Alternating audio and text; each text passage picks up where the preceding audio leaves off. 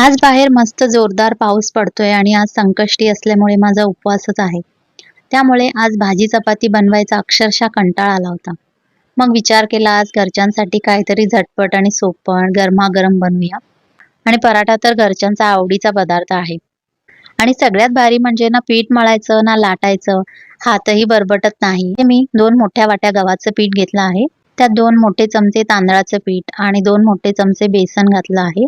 अर्धा मोठा चमचा लाल तिखट, थोडीशी काश्मीरी लाल तिखट, चिमूटभर हळद, अर्धा चमचा धने पावडर, अर्धा चमचा जिरे पावडर, अर्धा चमचा गरम मसाला आणि अर्धा मोठा चमचा काळे तीळ आणि थोडीशी कलौंजी घातली आहे. तर कसुरी मेथी पावसाळ्यात थोडीशी ओलसर असते म्हणून मी इथे थोडी गरम करून हाताने चुरून घेतली, त्यामुळे तिचा सुगंध छान येतो. त्यात अर्धा चमचा ओवा हाताने चोळून घातला आहे आणि चवीनुसार मीठ, बारीक चिरलेली कोथिंबीर, 1 मोठा चमचा आलं लसणाची पेस्ट आणि नंतर इथे मी 3 मध्यम आकाराचे उकडलेले बटाटे किसून घालत आहे. थोडं थोडं पाणी घालत मिक्स करायचं, नाहीतर गुठळ्या होतात. आणि आता तवा गरम करून घेऊया. मी इथे लोखंडाचा कास्ट आयर्न तवा वापरला आहे.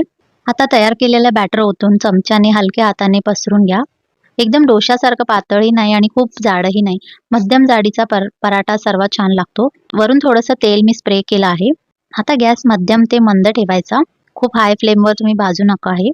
जर हाय फ्लेमवर तुम्ही ह्या पराठ्यांना भाजलात तर वरची बाजू तर भाजेल छान, पण आतून पराठा कच्चा राहू शकतो. दोन्ही बाजूने छान खरपूस भाजून घ्या. इथे मी खूप कमी तेल वापरलं आहे, तरी बघा किती सुंदर सोनेरी रंग आला आहे. जर तुम्हाला ही भाजी चपाती करायचा कंटाळा आला असेल किंवा झटपट काहीतरी चविष्ट बनवायचं असेल तर ही रेसिपी नक्की करून बघा. रेसिपी आवडली असेल तर व्हिडिओला एक लाईक करा. पुन्हा भेटूया. बाय.